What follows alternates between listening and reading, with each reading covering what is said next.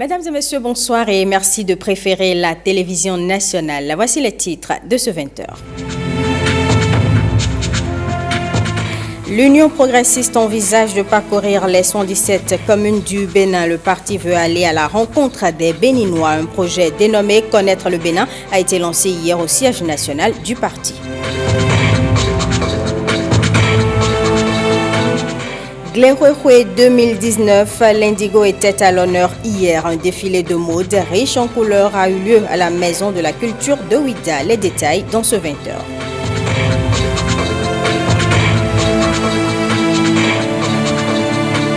Et puis, accréditation du Bénin au Fonds vert pour le climat, c'est un acte de portée internationale que vient d'accomplir le Bénin. L'accréditation permettra de désormais soumettre des projets de résilience des communautés vulnérables au changement climatique.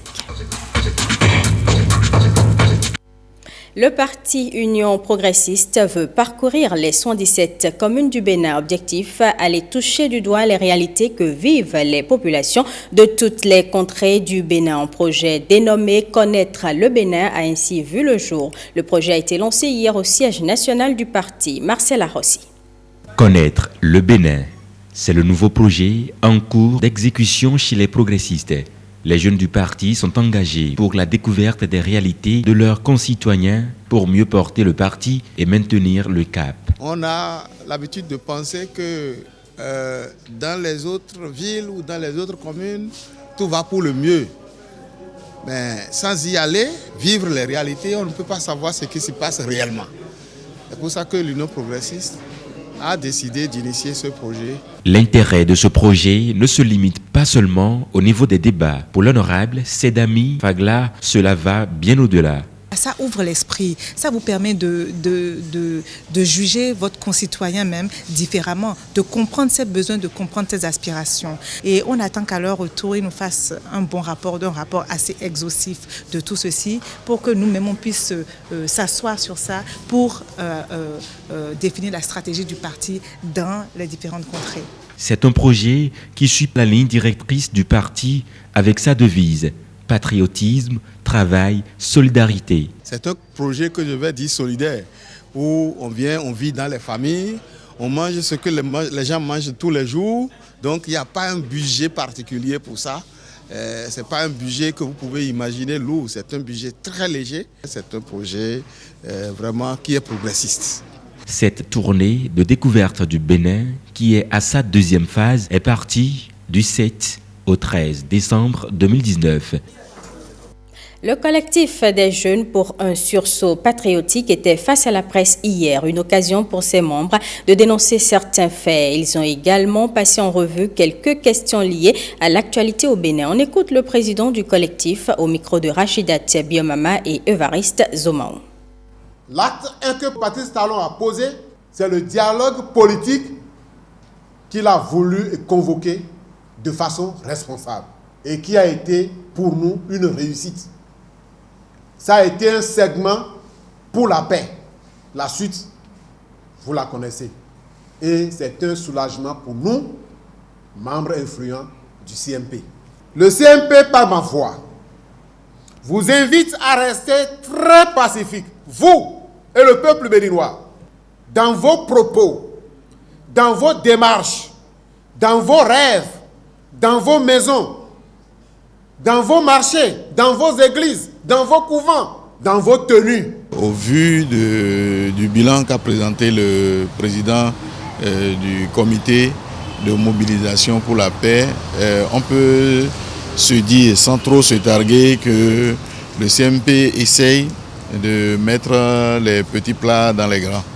Et je crois que si le CMP peut continuer de la sorte, et que le CMP peut voir dans la mesure de ses possibilités mener le combat tel qu'il s'est fixé comme objectif, d'ici encore une année, on verra le CMP vraiment participer activement au développement et à la paix dans notre pays. Mon adresse à l'endroit du peuple béninois, c'est de voir toujours la paix en toutes choses.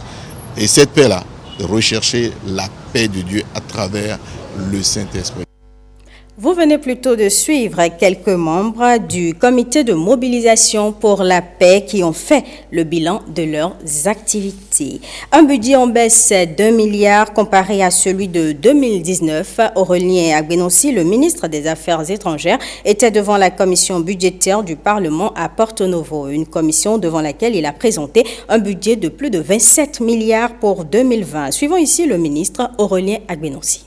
J'ai pu présenter à la députation nationale tout à l'heure, la présentation nationale tout à l'heure, le fait que directement ou en association, et souvent en association avec nos départements ministériels, nous sommes arrivés à une mobilisation de plus de 400 milliards de nos francs au cours de l'année qui s'est terminée, et ce travail va continuer. Nous allons aussi continuer par améliorer ce qui est prévu normalement dans notre mission, à savoir renforcer notre présence à l'extérieur de manière qualitative. Nous allons continuer évidemment par aller vers des horizons nouveaux pour mobiliser non seulement des expertises mais des ressources pour notre pays. Nous allons aussi contribuer au rayonnement du Bénin à travers la culture, notre culture, à travers le tourisme, et nous allons faire cela avec les ministères sectoriels. Bien entendu, les députés ont été préoccupés par les questions de notre actualité diplomatique. L'une de ces questions a trait à la fermeture actuelle de notre frontière avec le Nigeria. J'ai indiqué qu'une dynamique est en cours qui nous permettra de sortir très rapidement de cette situation difficile, il faut le reconnaître. Au cours de la réunion qui a eu lieu le 14 novembre dernier à Abuja, une réunion tripartite entre le Niger, le Nigeria et le Bénin, des solutions ont été proposées. Une deuxième réunion a eu lieu le 26 novembre dernier, où également la mise en place des équipes conjointes de surveillance des frontières a été actée.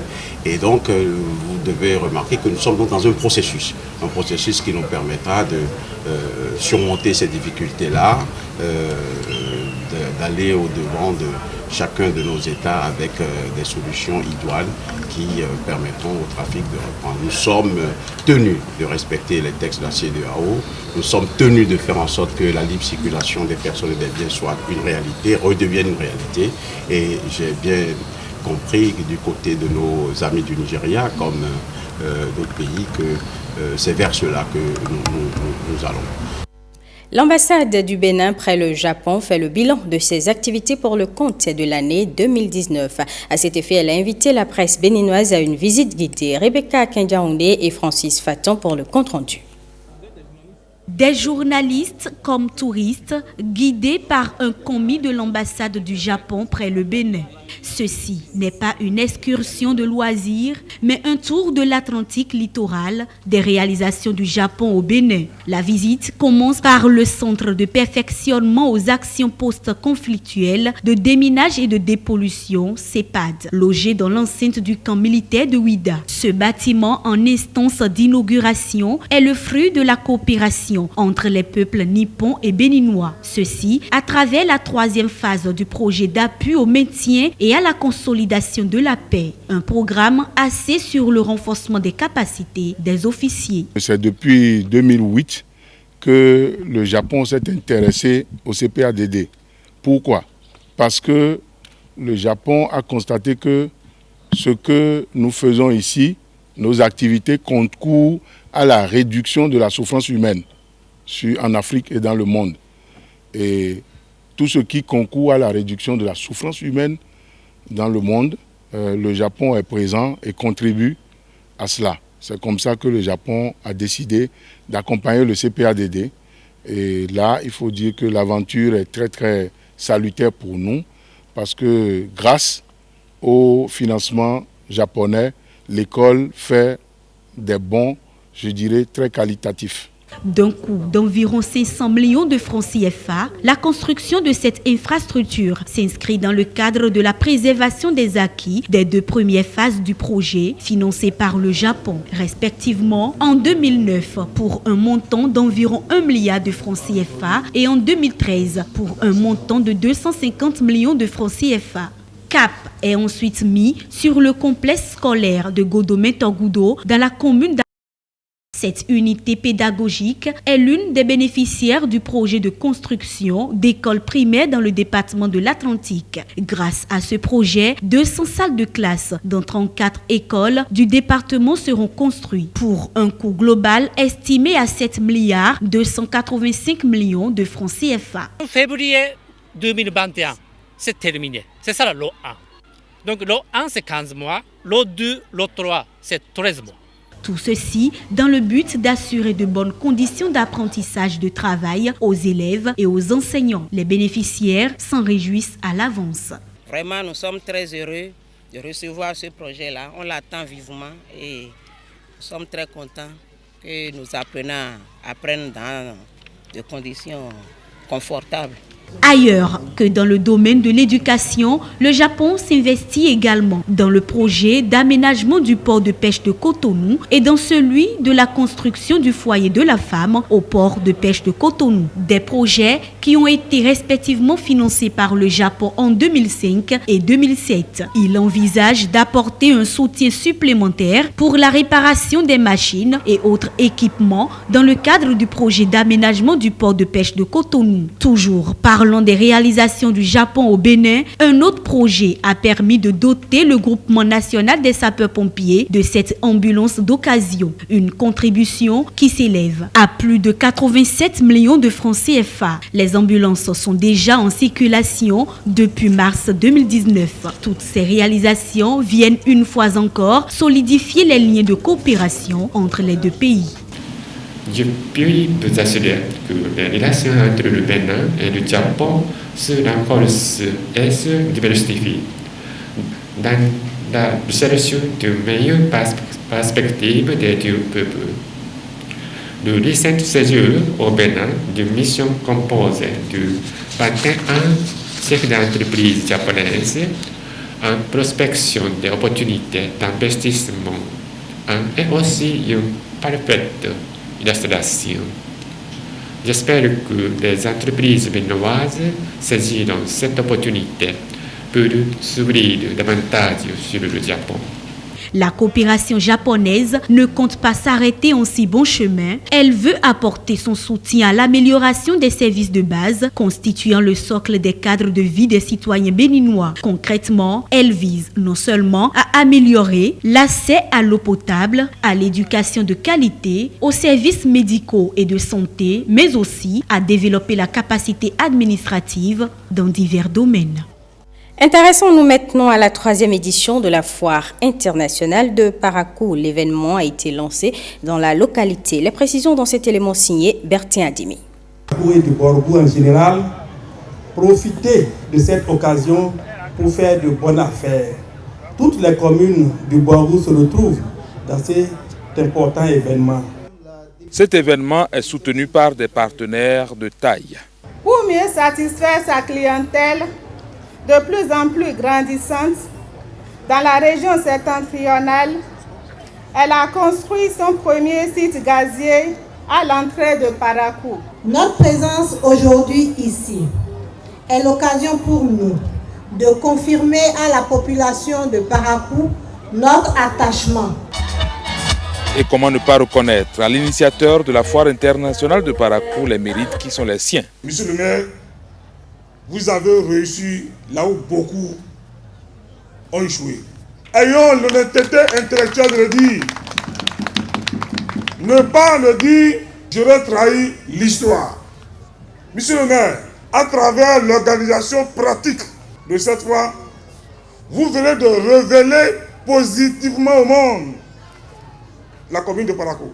Je puis vous dire que cette foire permettra de faire connaître notre commune en termes de richesse culturelle et surtout faire connaître tout ce que nos femmes font, car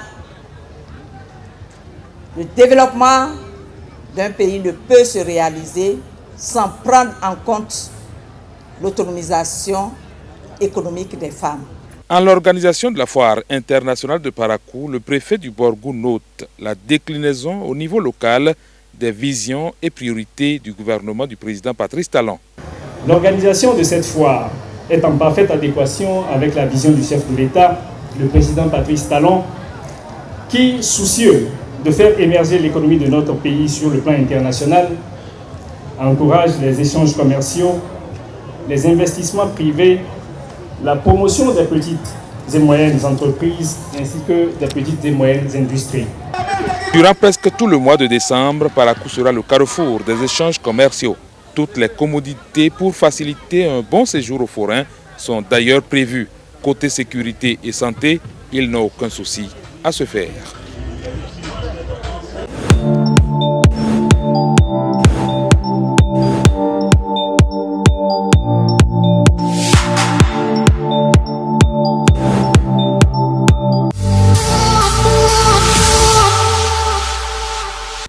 Les psychologues cliniciens du Bénin réfléchissent à la pratique qu'ils font des psychothérapies. C'est à l'occasion d'un séminaire de formation tenu à Cotonou. À la manœuvre, l'association béninoise des psychologues cliniciens. Ghislain Kogué. Le psychologue et la pratique des psychothérapies au Bénin. Voilà le terme qui gouverne les travaux de ce séminaire de formation. Les psychologues cliniciens réfléchiront donc à comment ils exercent leur métier dans un environnement de pays en voie de développement comme le Bénin. Dans ce contexte où la paupérisation expose les couches sociales les plus vulnérables à une détresse sociale et psychologique élevée, le gouvernement béninois prend des mesures. Le chef de l'État a entrepris par le biais de notre ministère des réformes structurant l'action sociale dans notre pays. Ces réformes ont favorisé la mise en place de projets et programmes en faveur des couches vulnérables. Cependant, tous les objectifs ne sauraient être atteints sans l'implication de tous les acteurs de l'action sociale, dont les psychologues, qui sont un maillon très important. Pour aider ces maillons de la chaîne, que sont les psychologues cliniciens, à tenir convenablement leur rôle, il est nécessaire de leur donner les connaissances dont ils ont besoin. C'est tout l'intérêt du présent séminaire. 3 modules sont programmés au cours de cette session de formation. Il s'agit d'études comparées des psychothérapies modernes et traditionnelles, des psychothérapies humanistes et des psychothérapies systémiques et familiales. Les 61 participants au séminaire verront leur capacité renforcée dans la pratique de leur métier si mal connu. Le métier que nous avons choisi est d'une nécessité, donc il faut du sérieux, la rigueur, surtout. Les échanges sont prévus pour durer 2 jours. L'Association nationale des communes du Bénin veut lutter contre la malnutrition. Pour mieux convaincre les partenaires techniques et financiers de cet important projet, les responsables de l'ANCB se sont retrouvés à Lokossa pour améliorer les documents devant servir de support au plaidoyer. L'atelier intervient après celui de Boycon. Firmé Bassao. Un guichet FADEC Nutrition, le projet en passe d'être une réalité avec l'Association nationale des communes du Bénin, ANCB. Les responsables de l'institution se retrouvent à Lokossa pour élaborer les principaux documents devant servir de support au plaidoyer auprès des partenaires. La nutrition est devenue une question cruciale qui mobilise l'ensemble des acteurs du développement, qu'ils soient au niveau national ou au niveau local. L'ANCB est bien de ce combat qui vise une réduction significative du taux de la malnutrition. L'association fêtière s'est positionnée depuis quelques années aux côtés des communes pour la mise à l'échelle de la nutrition.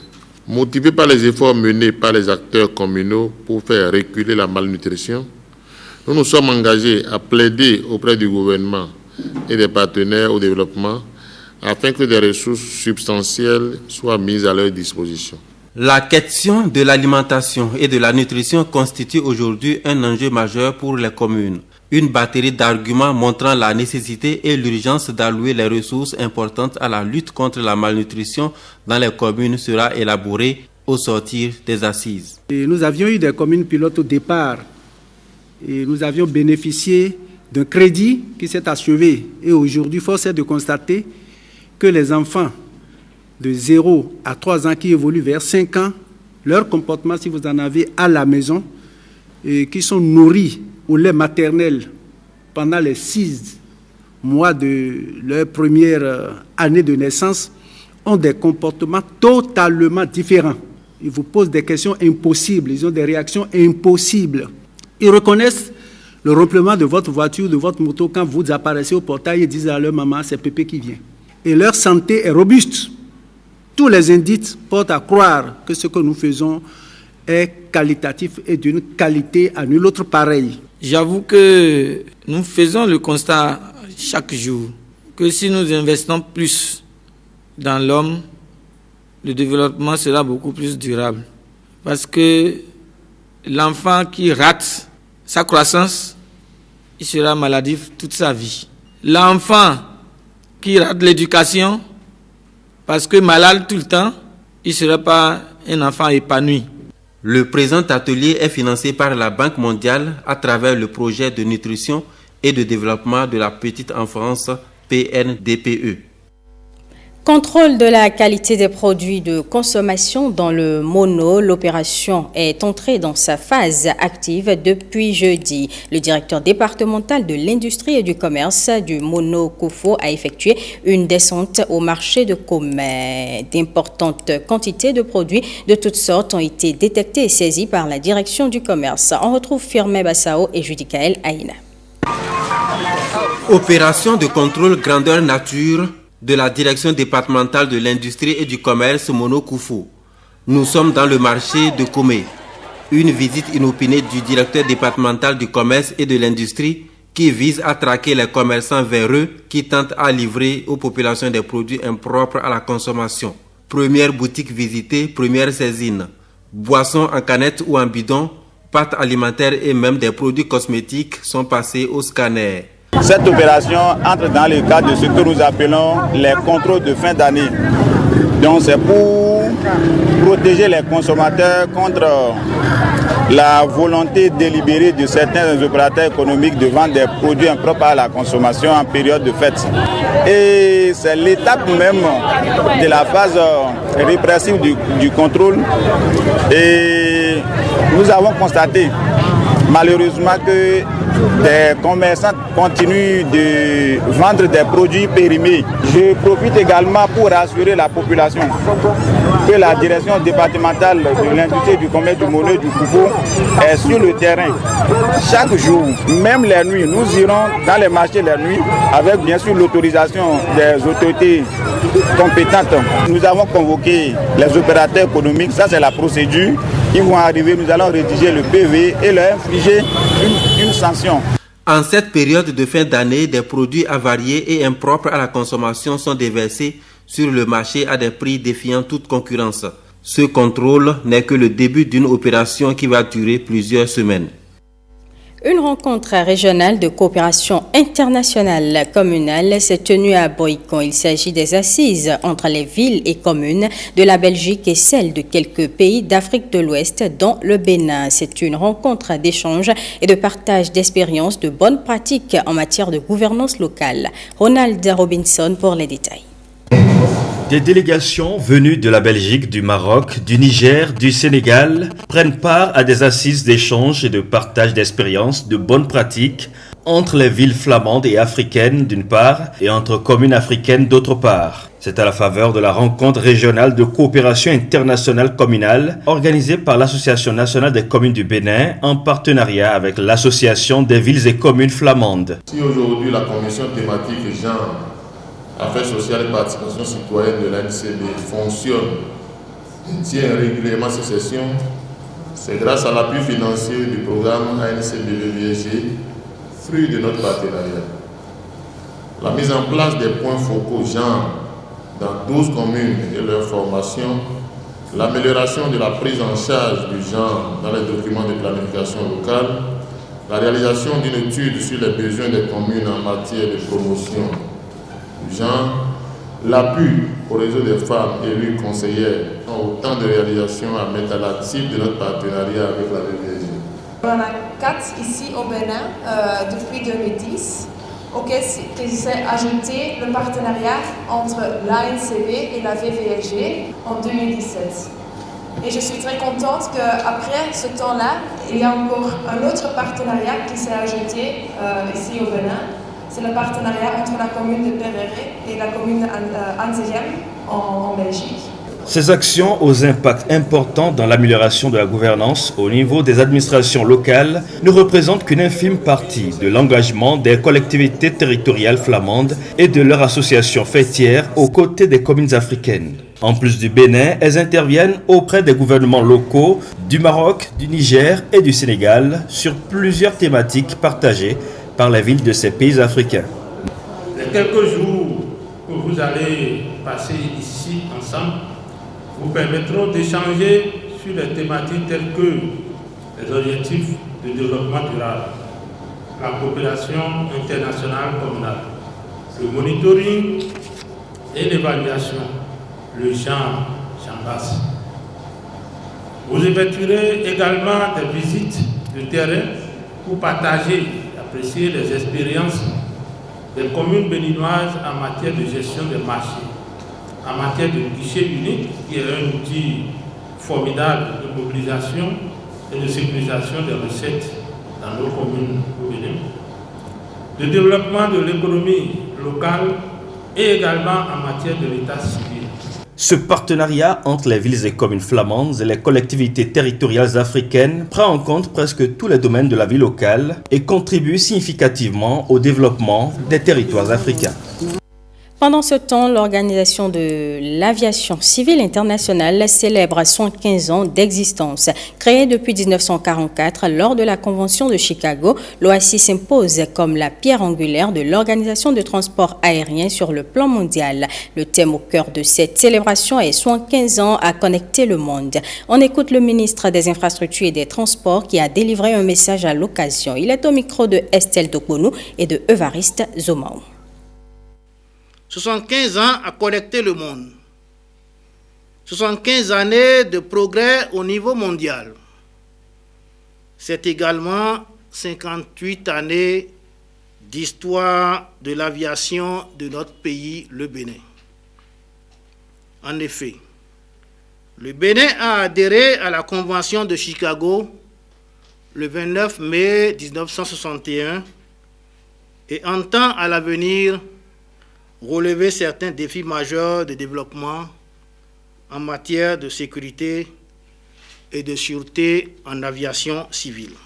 Le programme d'action du gouvernement du président Patrice Talon a placé le secteur de l'aviation sous le sceau de l'innovation pour impulser le développement socio-économique du Bénin.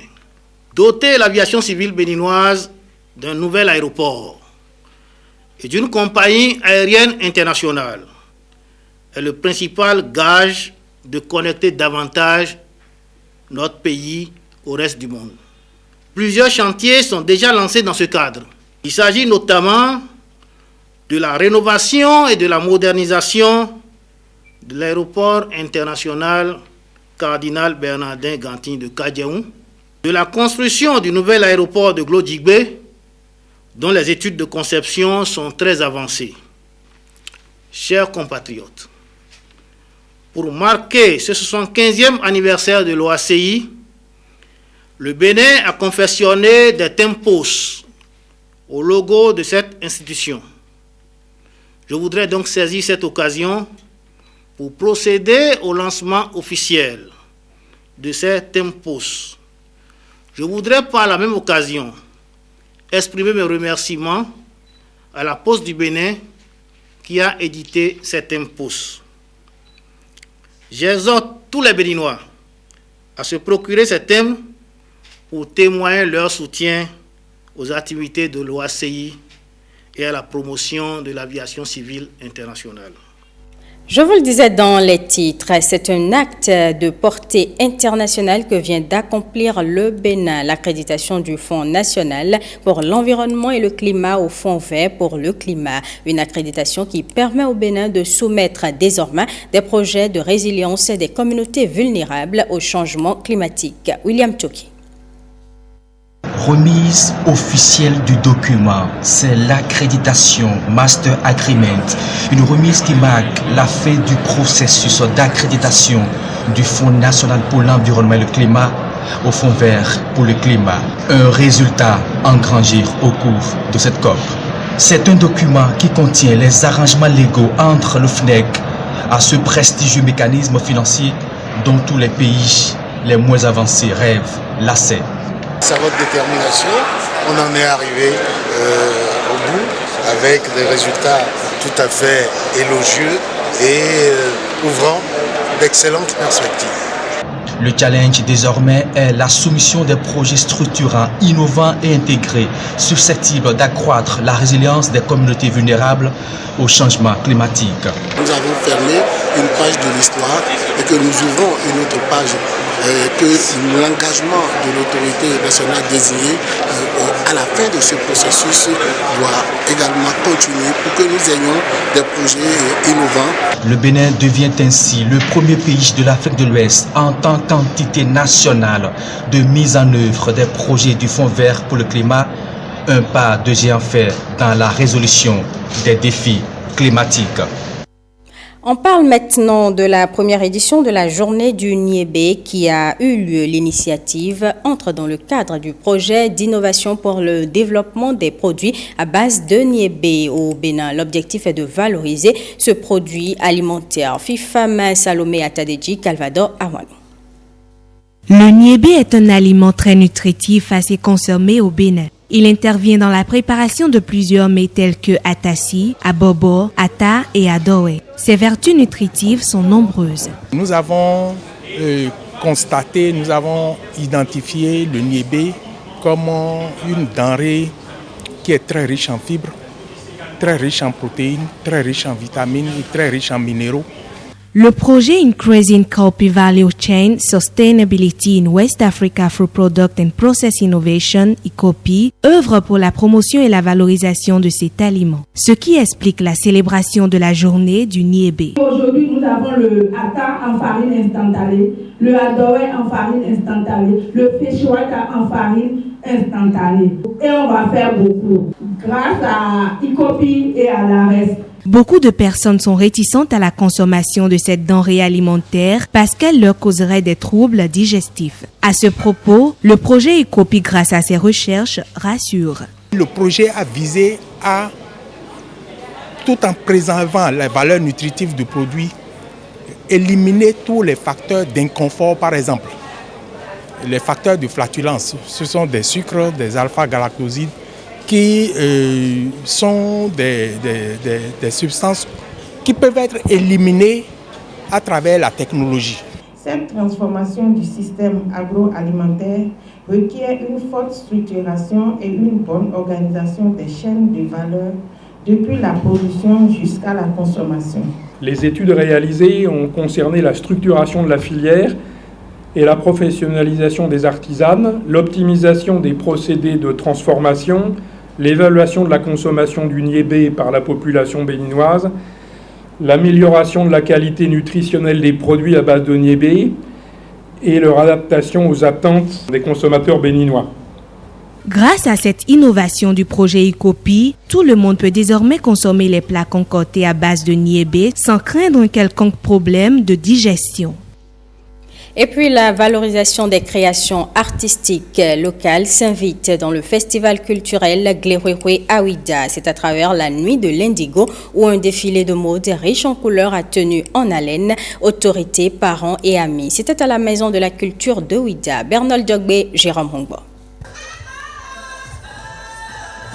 La mode vestimentaire à l'Indigo dévoile ses multiples facettes aux populations. Ce défilé est à la deuxième édition au sein du festival culturel Glehwehwe. Pour cette édition, nous avons prévu beaucoup de choses et c'est la raison pour laquelle l'ANPE a été fortement associée à cette édition parce que nous avons entamé un processus de formation de jeunes de Ouida et pour cette édition, nous en avons eu 168. Que le pagne Indigo soit le pagne identitaire de Ouida. 6 talents artistiques ont été présentés au public. Une invite à l'inclusion sociale et à l'adhésion au concept du consommé local. Adhérer à ce concept, c'est soutenir l'économie locale, encourager les producteurs locaux, contribuer à diminuer le chômage et préserver notre patrimoine culturel et notre environnement, le savoir-faire local, la diversité des cultures, l'artisanat, la fierté de notre production. Nous sommes capables de démontrer à notre pays que Ouida est autre. Ouida peut faire encore mieux. Et c'est cela qu'aujourd'hui le conseil communal de Ouida a compris. Et vous devez constater que chaque année, nous en faisons un peu plus. Cette soirée a été suivie de près par un jury et des prix ont été attribués aussi bien aux meilleurs stylistes qu'aux jeunes concurrents à l'épreuve d'art oratoire sur l'indigo. C'est une joie vraiment très immense pour moi parce que je n'ai jamais compéti à une telle compétition. Je suis très très ravie, je suis contente, je suis dépassée, je ne m'y attendais pas. C'est Dieu, c'est l'œuvre de Dieu. Leur prestation nous a vraiment émus et c'était fantastique. Les mots me manquent pour donner de clarification à cela. Vraiment, c'était du feu dans l'air. À la soirée de l'indigo, les perles de Ouida ont aussi défilé. L'habillement me fait plaisir, quoi.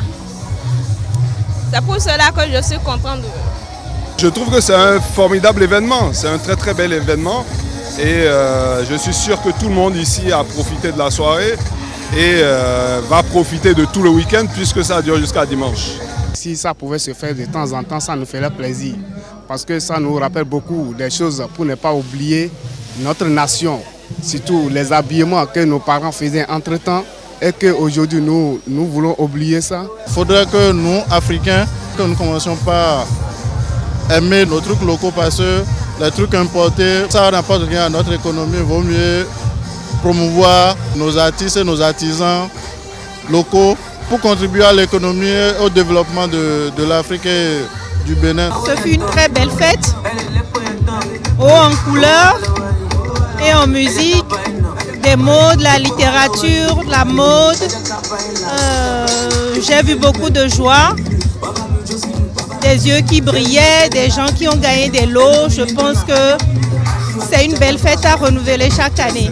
Nous souhaitons que l'indigo rayonne sur tout le Bénin, que les Béninois portent l'indigo, que les Béninois portent les produits, les habits de chez nous. C'était fantastique. Nous félicitons Madame Nadia Danlé Onibon et nous lui souhaitons beaucoup de chance pour l'avenir.